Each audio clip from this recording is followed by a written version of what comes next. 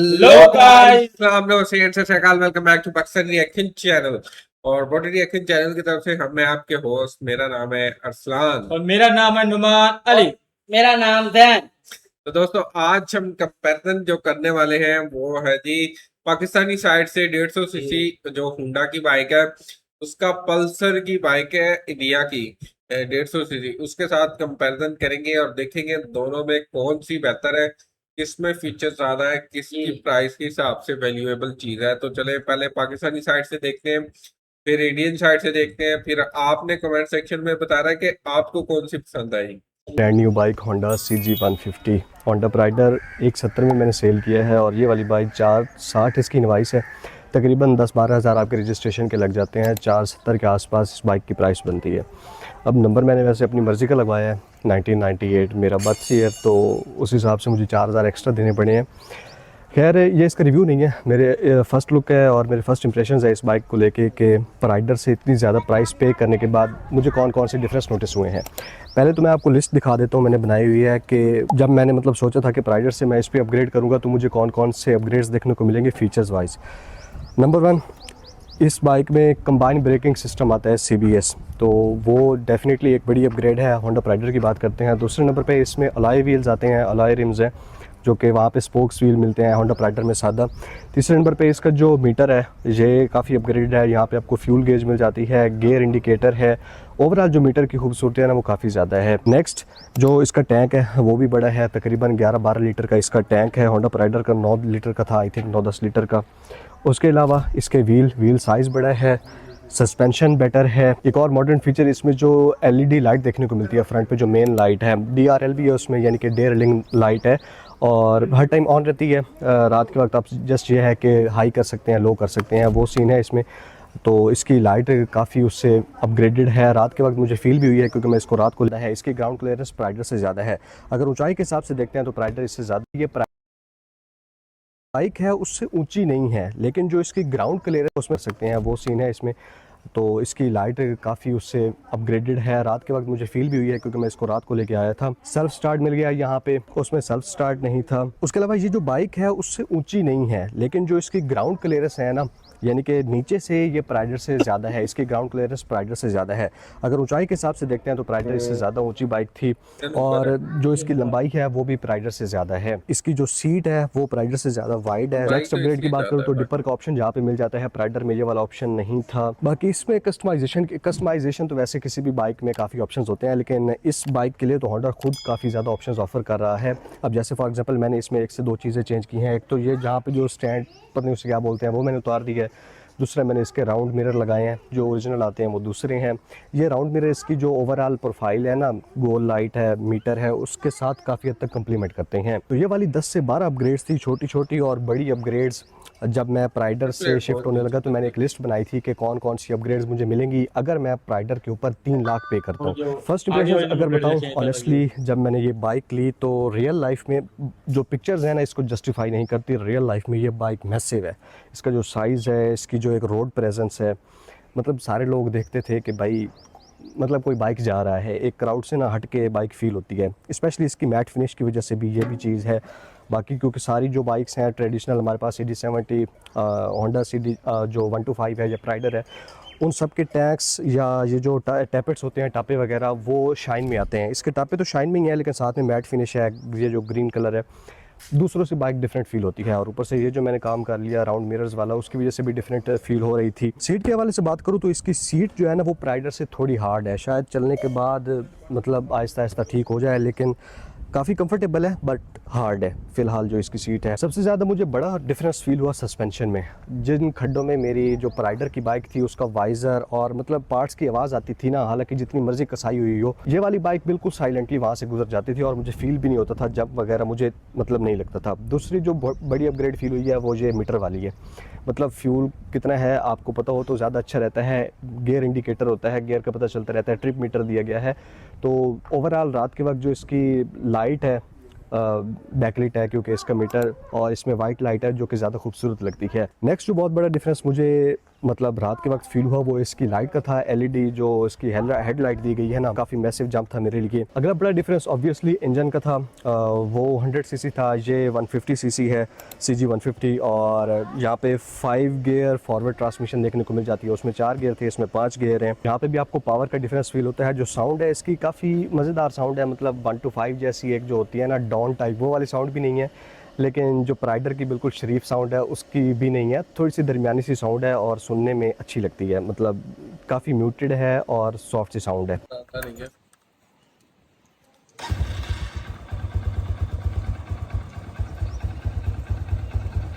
अभी तक मैंने 60-61 किलोमीटर ही चलाया है, तो बस यही चीज़ें मैं नोटिस कर पाया हूँ।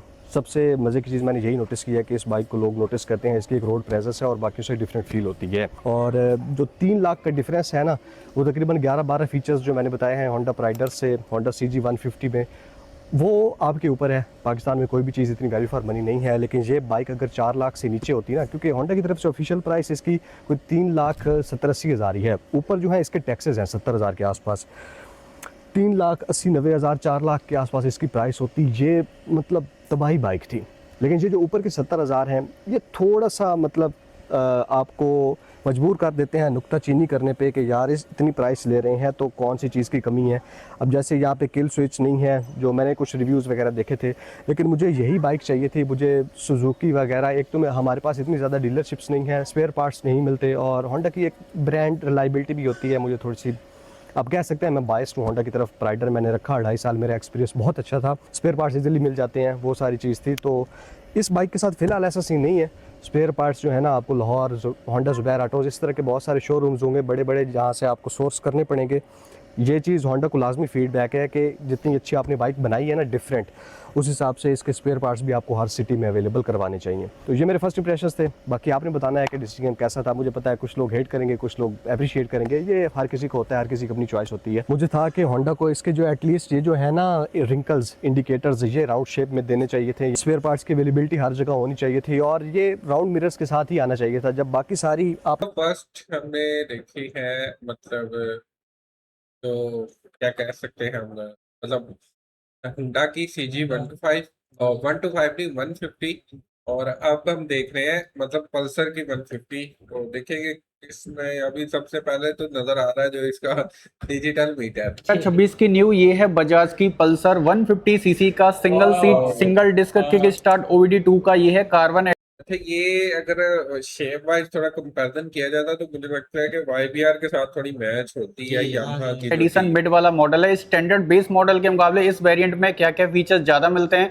टॉप मॉडल से क्या क्या फीचर्स कम मिलते हैं, सब कुछ आपको बताने वाला हूं। साथ में इसकी माइलेज, टॉप स्पीड, और ये बाइक आपको तीनों वेरिएंट में कितने रुपए की ऑन रोड आपको पड़ जाती है। So very special thanks to Rolta Bajaj, Baguiati BIP road, Kolkata. भले ही ये मिड वाला मॉडल है, लेकिन सेम यही वाली हेडलाइट आपको स्टैंडर्ड बेस मॉडल और twin disc split seat top model में देखने को मिल जाती है। जैसा कि ऊपर में LED वाले DRL रहने वाले हैं जो कि रिफ्लेक्टर बेस्ड हैं, सिंगल पीस यहाँ पर आपको नहीं मिलेंगे। ऊपर में लो बीम है, नीचे में आपको हाई बीम का सेटअप मिल जाता है। तो लो बीम और हाई बीम के साथ जो इसकी हेडलाइट की जो रोशनी है वो काफी बढ़िया मिल जाएगी, और ये पूरी रिफ्लेक्टर बेस्ड LED वाली हेडलाइट का सेटअप है। साइड में यहाँ पर डार्क क्रोम का यूज किया गया है, और यहाँ पर कोई भी एयर वेंटिलेशन वगैरह आपको नहीं मिलेगा। रेड कलर, कार्बन फाइबर और ग्रे कलर के स्टिकर रहने वाले हैं, और यहाँ पर इसमें LED वाले इंडिकेटर रहने वाले हैं। अगर आप इस बाइक के अंदर में टॉप वाला मॉडल लेते हैं तो उसमें आपको मिलते हैं 37 mm के टेलीस्कोपिक फॉर्क। स्टैंडर्ड या ये मिड वाला वेरिएंट लेते हैं तो यहाँ पर आपको सिर्फ 31 mm के 6 mm कम पतले यहाँ पर आपको टेलीस्कोपिक फॉर्क मिलते हैं एंटी फ्रिक्शन बुश के साथ। फ्रंट वाला फेंडर आपको भाई टॉप मॉडल के मुकाबले यहाँ पर आपको थोड़ा सा पतला मिलता है, उसमें आपको चौड़ा मिलता है। इसमें ऊपर में कार्बन फाइबर स्टिकर दिए गए, लेकिन बेस मॉडल में स्टिकर वगैरह नहीं मिलेंगे। यहाँ पर इसमें मिलती है डिस्क मिल जाती है सिंगल चैनल ABS के साथ, जबकि ट्विन डिस्क वाले टॉप मॉडल में आपको मिलती है 280 mm की बड़ी वाली डिस्क। एंडोरेंस के सॉकर हैं और दोनों साइड में रिफ्लेक्टर रहने वाले हैं, और जो ब्रांडिंग है कैलिपर की इनका कोई पता नहीं है।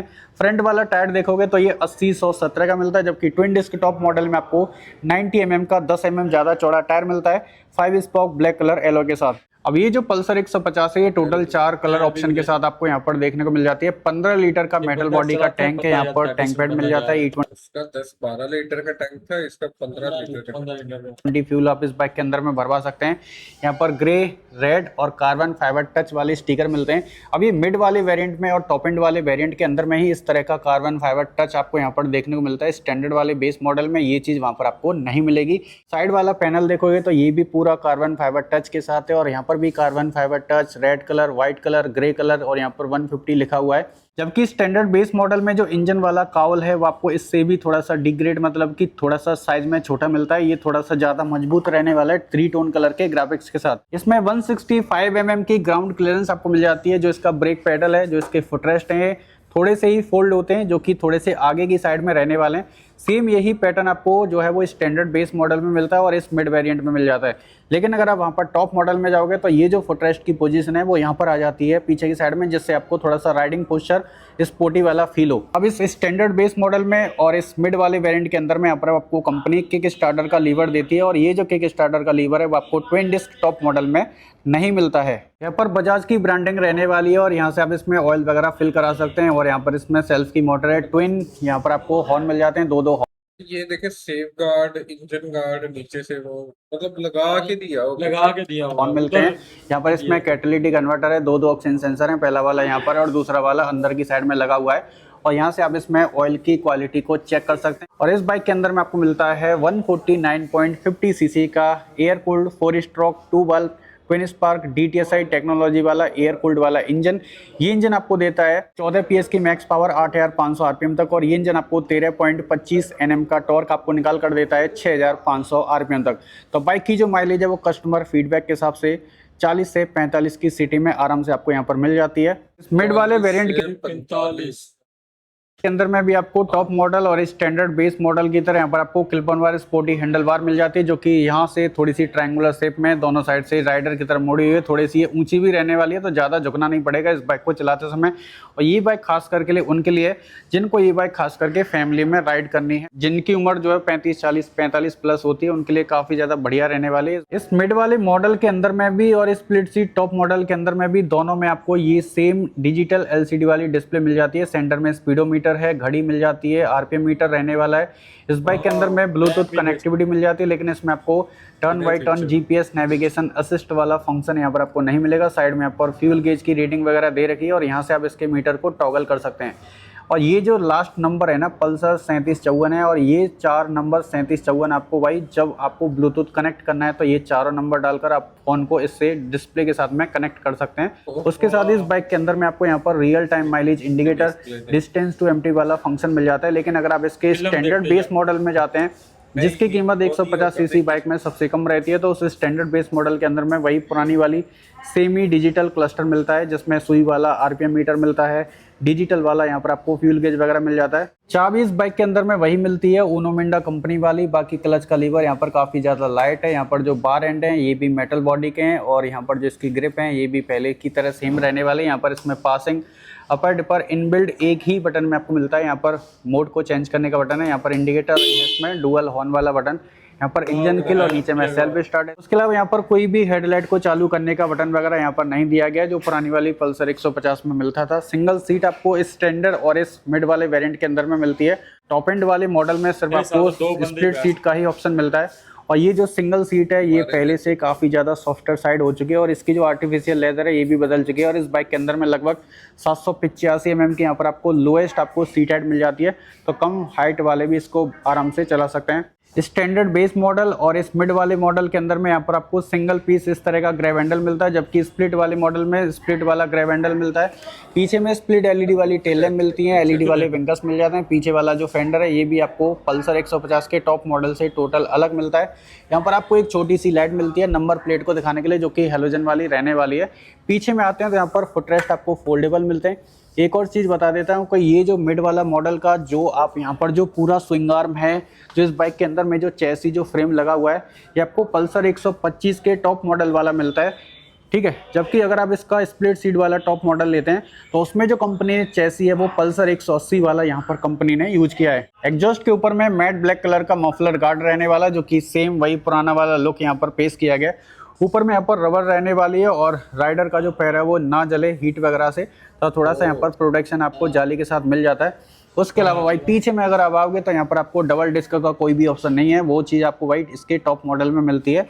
पीछे में 130 mm की ड्रम ब्रेक है, यहाँ पर इसमें RLP सेंसर की प्लेट मिल जाती है, जिससे में हार्ड ब्रेकिंग करते हैं, आगे वाली ब्रेक को दबाते हैं हाई स्पीड में तो जो चक्का है पीछे वाला ये उठेगा नहीं। पीछे वाले टायर की अगर हम बात करें तो इसका जो पीछे वाला टायर है ये 190/70 का मिलता है। वैसे अगर देखा है तो इसमें कम से कम 120 mm का चौड़ा टायर होता तो काफी बढ़िया रहता, थोड़ा सा पतला है। इतना चौड़ा टायर आपको मोस्टली 125 cc की बाइक में देखने को मिलता है। सिंगल डिस्क में इसकी लंबाई है 2055 mm और सिंगल डिस्क में इसकी हाइट है 1060 mm और सिंगल डिस्क में इसकी चौड़ाई है 765 mm और इस बाइक का जो व्हील बेस है वो सिंगल डिस्क में 1320 mm का, जबकि स्प्लिट में आपको मिलता है थोड़ा सा ज्यादा 1345 mm का longer wheel base. Single disc में 148 kg और स्प्लिट सीट में इसका जो टोटल कर्व वेट है वो है भाई 150 kg के आसपास, जो कि टॉप मॉडल से ये जो वेरिएंट है वो लगभग 2 kg वजन में हल्का है।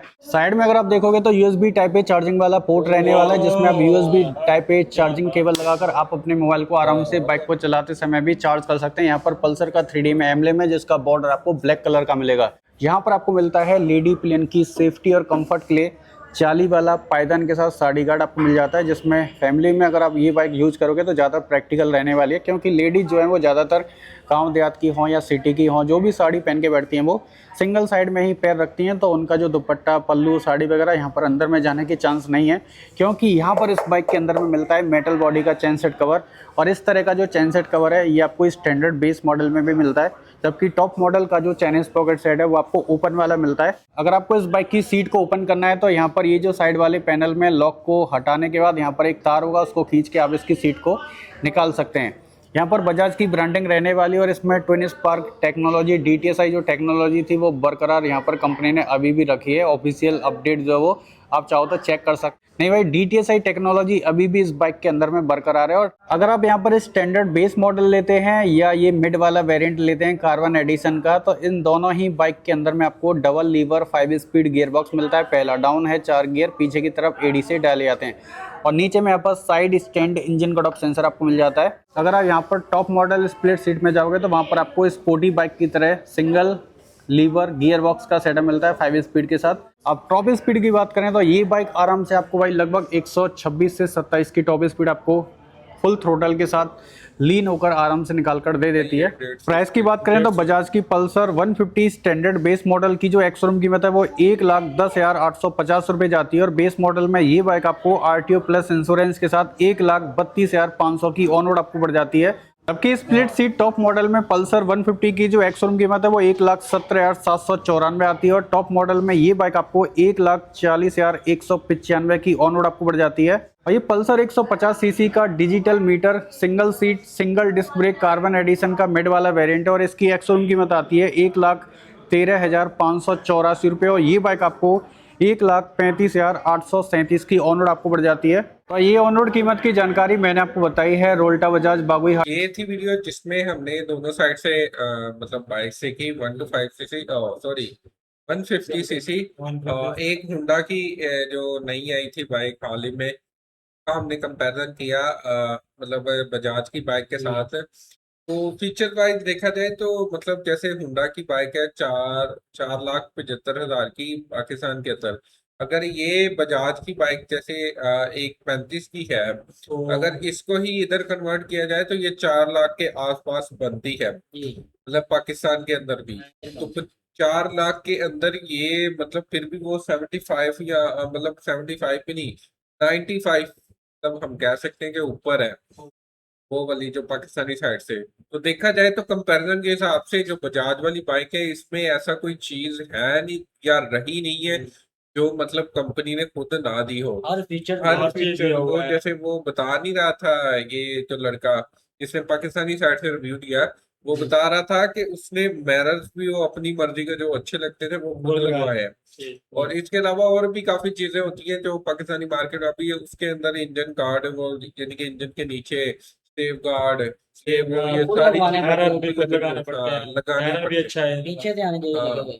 तो ये सारी चीजें हैं मतलब कि जो पाकिस्तानी मार्केट में मतलब इन चीजों की कमी है कि कंपनियां ये चीज नहीं देती, लेकिन इंडियन मार्केट में मतलब फुल फीचर्स दे देती है हर बाइक, शहर हालांकि यूज है उसमें। बाइक मोबाइल चार्जिंग तक ये उसने दिया हुआ इसका है। नहीं पता है। बैर चार्जर भी दिया हुआ है। लीटर टैंक का मतलब टैंक का वो 15 लीटर, उसमें फ्यूल भी ज्यादा आता है। ज्यादा 15 लीटर आ गया। उसमें 15 लीटर आता है, उसमें 10 से 12 लीटर आता है। तो एवरेज भी इसकी बजाज की ज्यादा होगी मतलब से। तो दोस्तों ये था कंपैरिजन, काफी डिटेल के साथ उन्होंने बताया हुआ था। हम ज्यादा बात इसलिए नहीं करें क्योंकि वीडियो लंबी हो जाएगी। तो कैसी लगी आपको ये वीडियो, कमेंट सेक्शन में जरूर बताएं। वीडियो अच्छी लगी है वीडियो को लाइक करें, चैनल को सब्सक्राइब करें। मिलते हैं किसी नई वीडियो में, तब तक अपना ख्याल रखें। बाय।